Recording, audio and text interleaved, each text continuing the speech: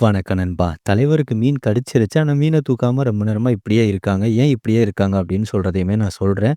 அது மட்டும் இல்லாம தலைவருக்கு கடிச்ச மீனு வெளிநாட்ல மவுசு கூடுனது உள்நாட்ட விட வெளிநாட்டில இவருக்கு மவுஸ் ரொம்ப ரொம்ப அதிகம் ஓகேங்களா? அவர் தான் இவரு. அது மட்டும் இல்லாம இதே வீடியோலயே இன்னொரு சம்பவம் நடந்துச்சு. அதையுமே நான் உங்களுக்கு காட்டுறேன். எதுக்காக இந்த மீன தூக்காம இப்படியே வச்சிருக்காங்கன்னா, இவருக்கு வாய் சைஸ் இருக்குல்ல, அது ரொம்பவே சின்னது. அதனால இவருக்கு சின்ன தூண்டி மட்டும் தான் போட முடியும். அது மாரி சின்ன தூண்டிக்கு சின்ன நரம்பு தான் யூஸ் பண்ணுவோம். இவர புடிச்சிருச்சு. ஒரு 3/4 கிலோ பீஸ் புடிச்சிருச்சுன்னு வைங்களேன், இவர நம்ம தூக்குனோம்னா கண்டிப்பா அந்து விழுந்துரும். ஏன்னா, இவர் கொஞ்சம் ஆக்டிவா இருப்பாரு. அந்த துள்றதுலயே அந்த நரம்போட கட் பண்ணி கீழ விழுந்துருவாரு. அத தவிர்க்கிறதுக்காக புடிச்சோனே என்ன பண்ணுவாங்கன்னா, அந்த தலைய மட்டும் மேல வர்ற மாரி வச்சு, கொஞ்ச நேரமா அந்த மீன மயக்க நிலைக்கு கொண்டு வருவாங்க. தெரியுதுங்களா?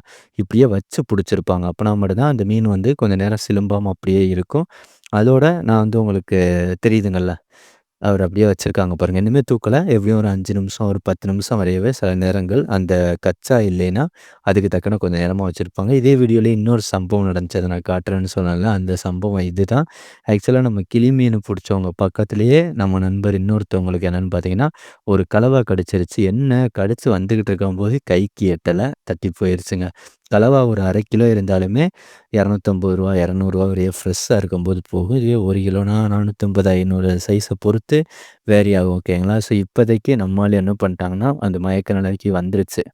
சரிங்களா? எப்படியாவது தூக்கி தான் ஆகணும். கச்சாவும் இல்லைன்னு சொல்லிட்டு பொறுமையா தூக்க ஆரம்பிக்காங்க. இப்போ தூக்கும்போதும் உங்களுக்கு அது டிஃப்ரென்ஸ் தெரியும். என்னன்னா, அந்த மீன் கொஞ்சம் கூட ஆடாம அப்படியே வருது பாருங்க. உயிரோட தான் இருக்கும்.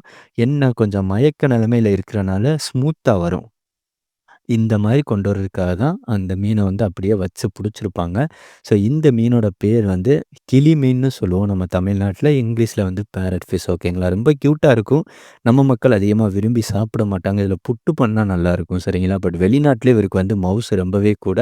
ஸோ இப்போதைக்கு இந்த கிளி மீன் புடிச்ச வீடியோ உங்களுக்கு புடிச்சிருந்துச்சுன்னா, இந்த வீடியோக்கு ஒரு லைக் பண்ணிட்டு உங்களுக்கு தெரிஞ்ச ஒரு ஃப்ரெண்ட்ஸுக்கு இந்த வீடியோவ ஷேர் பண்ணி விடுங்க நண்பா.